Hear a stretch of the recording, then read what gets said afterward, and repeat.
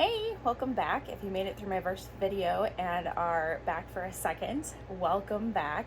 If you are just joining me, I am Beth. I am a certified diabetes educator and nurse, and I crochet as part of my stress relief and self-care, and I've turned it into a part-time business. Glad to have you along for the ride. Today I am working on some jelly bean bunnies. These are a free pattern by Darling Maple Designs. You can find her Facebook, Instagram, and I think I got this off her blog. So cute little bunnies. I've done a couple mint ones that come out real nice, and I ended up making them into a no-sew by making the ears first and sewing them in, as opposed to stitching or looping them through as she has in her instructions. I just prefer attaching them this way and doing it all like that. I feel it's more secure that way, but certainly everybody has their own preferences there. So super excited to be back, and as we talk today, I just want to kind of go over, everybody's setting their goals for the year, and I just released my first pattern test on my Instagram and Facebook, and that has been a little nerve-wracking. At this point I don't have a massive following that some of the people that I follow do, and so I haven't had the massive influx of testing requests, but you have to start somewhere. And certainly, just like any social media, any occupation, anything you do, putting yourself out there the first time is definitely hard and difficult. And I am super grateful that I was able to get over myself and do that.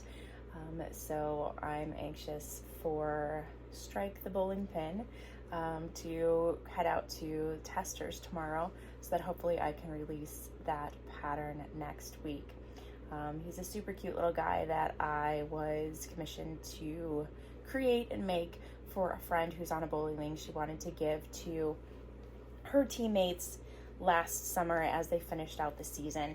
So he was a great little guy to do. I've got some other patterns written out and others that I've created but haven't necessarily put to paper. So hopefully I will be able to do some more of that this year. Certainly also want to work on my own self-care routine. Having,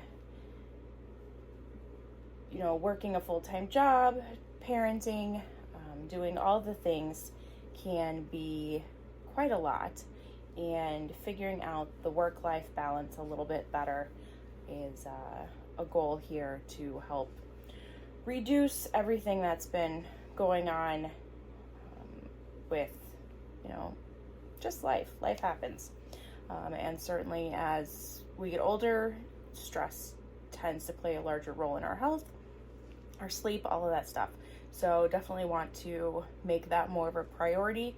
I was really good at prioritizing all of that when I was doing marathon training or duathlons, and at this point I'm just not as good anymore.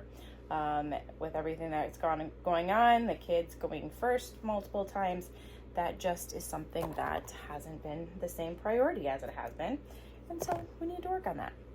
And then also just kind of branching out a little bit more with my crochet business.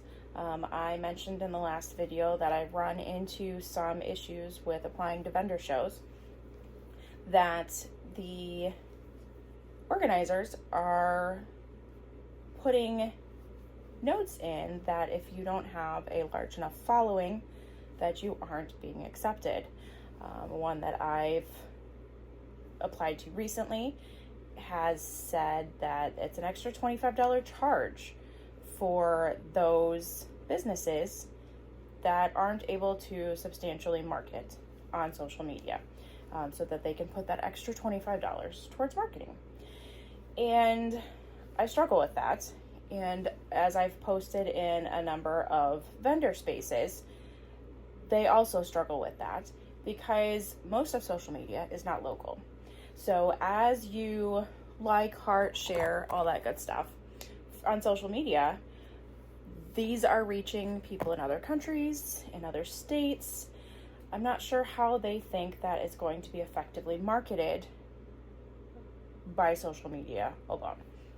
Certainly that is good, but a targeted Facebook ad for the proximity is going to get a whole lot further than a social media share by me, who grew up in the Midwest and is now living on the East Coast and doing vendor events on the East Coast. So I'm looking for some more shows that I can branch out to. I've been really participating and supporting a great charity that helps with disabled children. However, they haven't been the best markets for me. So I really want to branch out, get some different markets. I live in a very remote area. The county is under the poverty level. And so I do drive 45 minutes, an hour, hour and a half to go to my markets and shows.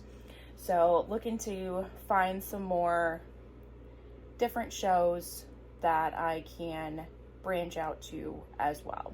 I currently have at least one show every month starting in February through early summer, and I've got applications out for shows.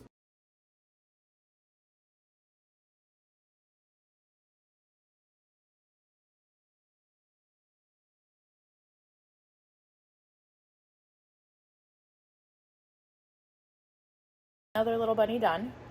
This one didn't quite get the faces centered as some of the others. It's a little extra special. But these guys take about a half an hour to do. They're a nice little spring option for markets.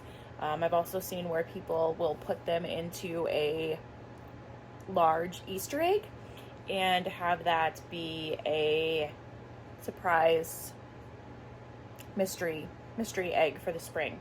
So that might be something to check into as well. Yeah, not quite as happy with the way that plays out, but it happens.